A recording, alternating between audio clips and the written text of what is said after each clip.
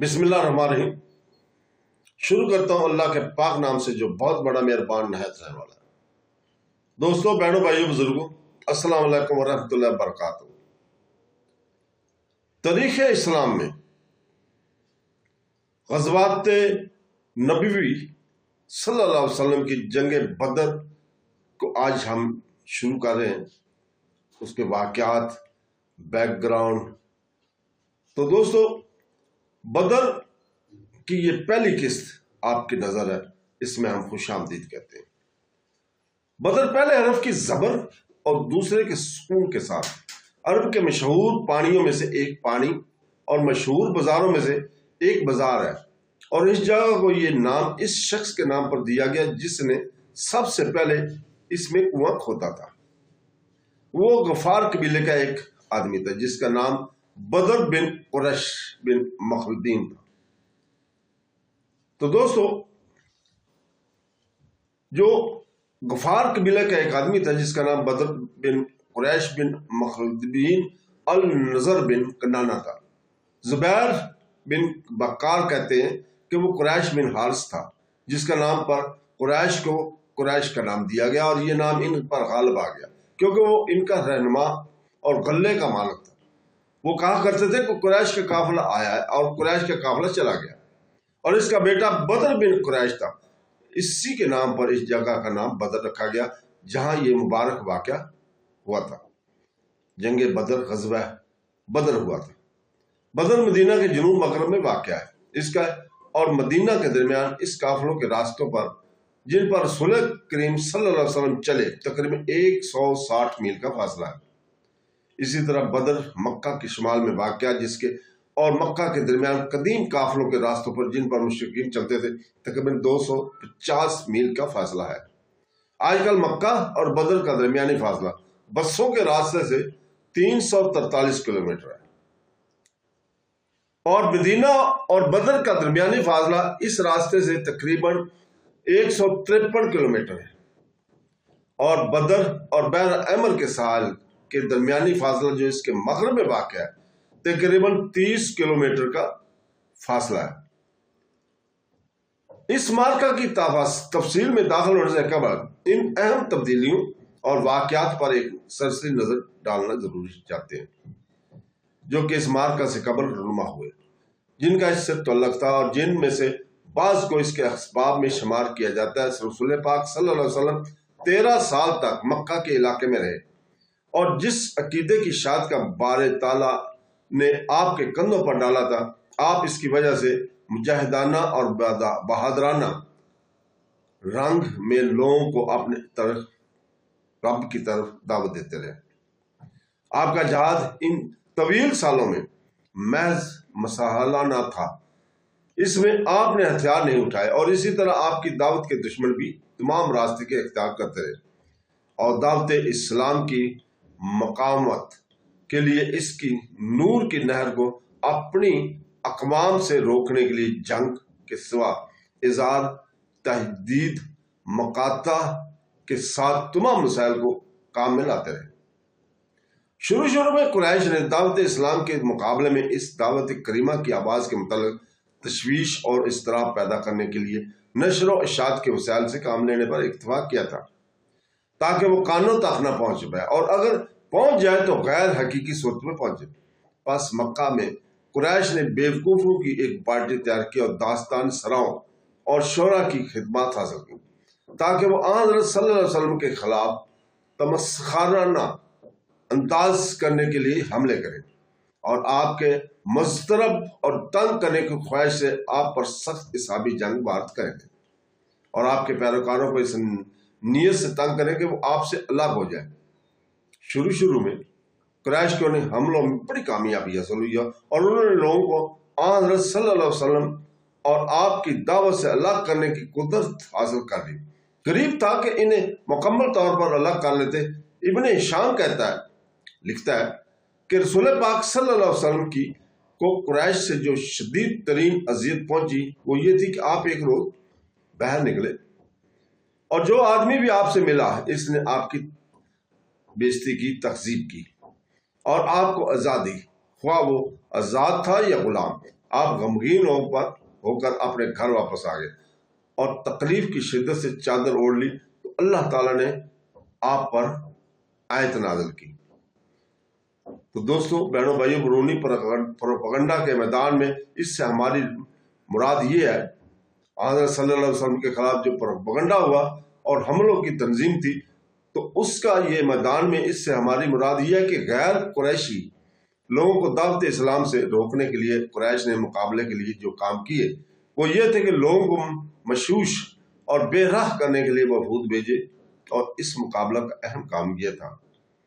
کہ قریش ہر سال حج کے اجتماع کے قریب آنے پر منظم جماعتوں کی تشکیل دیا کرتے تھے تاکہ حجاج کے افکار کو پریشان کریں اور ان کے ذہان کو مشوش کریں اور حضرت نبی کریم صلی اللہ علیہ وسلم کے قول اور دعوت میں شک پیدا کر دیں۔ قریش کو تمسخر، احتجاج اور دشمنی اور نفرت کی جنگ میں جو کہ مکہ کے اندر ہو رہی تھی، حضرت صلی اللہ علیہ وسلم کی دعوت کو روکنے میں ناکامی ہوئی، اور آپ اپنی دعوت پر نہایت ثابت قدمی سے قائم رہے، اور بجائے اس کے کہ مکہ کے اندر آپ کی دعوت کی سرگرمیاں ماند پڑ جائیں اور معدوم ہو جاتی جیسے کہ قریش کی خواہش تھی، یہ سرگرمیاں قریشی حلقے سے باہر چلے گئیں اور آپ کی مختلف عرب و قبائل کے حجاج کی وفود سے رابطے کرنے لگے جو ان دنوں بت پرست تھے، اور ان کے سامنے اپنی دعوت اور اس کے مقاصد کو بیان کرنے لگے اور انہیں ہلکا بگوش اسلام ہونے کی دعوت دینے لگے۔ اس لحاظ سے خطرے کا دائرہ وسیع ہو گیا کیونکہ عربوں کے درمیان قریش کا یہ ممتاز روحانی مرکز تھا۔ حجاج کے وفود کے درمیان اس سرگرمی کی بڑھ جانے کے بعد قریش کو خوف محسوس ہوا۔ اس وجہ سے مکہ کے لیڈروں نے قریش کے پارلیمنٹ کے اجتماع کرنے میں جلدی کی تاکہ وہ مشورہ کر کے اس بڑھتی ہوئی سرگرمی کو، جسے صاحب دعوت جدیدہ یعنی حضرت صلی اللہ علیہ وسلم جاری رکھے ہوئے ہیں، ایک حد کے اندر رکھنے کے لیے فعال وسائل اختیار کر سکیں، جس کو انہوں نے اپنے دین کے لیے خطرہ اور اپنے معمودوں کے لیے گالی تصور کر لیا تھا۔ پارلیمنٹ میں اکٹھا ہونے والوں نے موقف اختیار کیا کہ تمام پہلوؤں کو پیش کیا اور اس پر طویل مناقشہ کیا اور اس کے مختلف حل اور تجاویز سنی جنہیں بعض سرداروں اور لیڈروں نے پیش کیا تھا۔ مکہ کی پارلیمنٹ میں سب سے پہلی تقریر ولید بن مغیرہ مخزومی نے کی تھی، جس نے اجتماع کو مخاطب کرتے کہا تھا، اے گروہ قریش، حج کا اجتماع آ گیا اور عرب کے وفود اس میں تمہارے پاس آنے والے ہیں، اور تم نے اپنے ساتھی کے معاملے کے متعلق سن لیا، یعنی حضرت صلی اللہ علیہ وسلم کے متعلق، بس اس کے بارے میں ایک رائے پر اتفاق کرو اور اختلاف نہ کرو۔ اس طرح تم ایک دوسرے کی تکذیب کرو گے اور ایک دوسرے کے قول کو رد کرو گے۔ اور لوگوں نے کہا کہ اے عبد شمس، آپ ہمیں اپنی رائے بتائیں، ہم اسی کو اختیار کر لیں گے۔ اس نے کہا کہ تم اپنی رائے بتاؤ، میں سنتا ہوں۔ اس موقع پر مقررین نے باری باری اپنی آراء پیش کی۔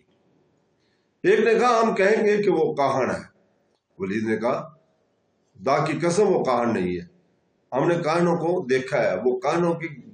گنگناہٹ اور سجا نہیں ہے۔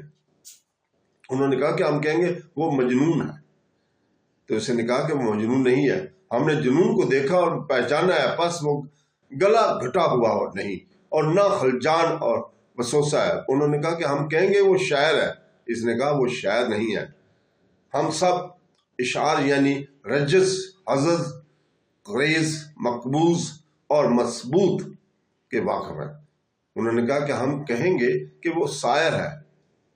اس نے کہا کہ وہ شاعر نہیں ہے، ہم نے شاعروں اور ان کے شعر کو دیکھا ہے، وہ پھونک اور گانٹھ سے نہیں ہے۔ انہوں نے کہا کہ اے ابو عبد شمس،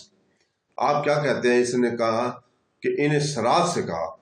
خدا کی قسم اس کے قول میں حلاوت ہے اور اس کا اصل کھجور کی طرح مضبوط اور خوشگوار ہے اور اس کے فرع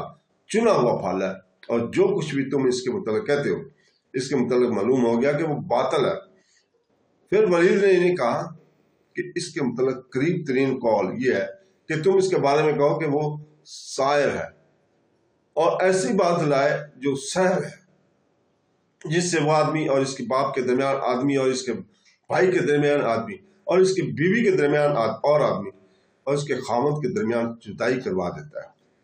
اجتماع نے ولید بن مغیرہ کی پیش کردہ تجویز کو متفقہ طور پر قبول کر لیا۔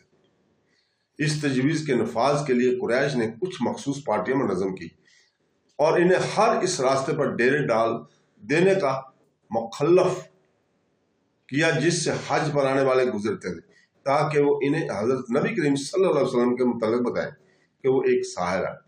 اور جو آدمی اس کے لیے باپ کے درمیان جدائی ڈال دیتا ہے، اور انہوں نے ان کو آپ کی باتیں سننے اور آپ کے قول کی طرف توجہ دینے کے متعلق انتباہ کیا۔ ابن اسحاق بیان کرتے ہیں،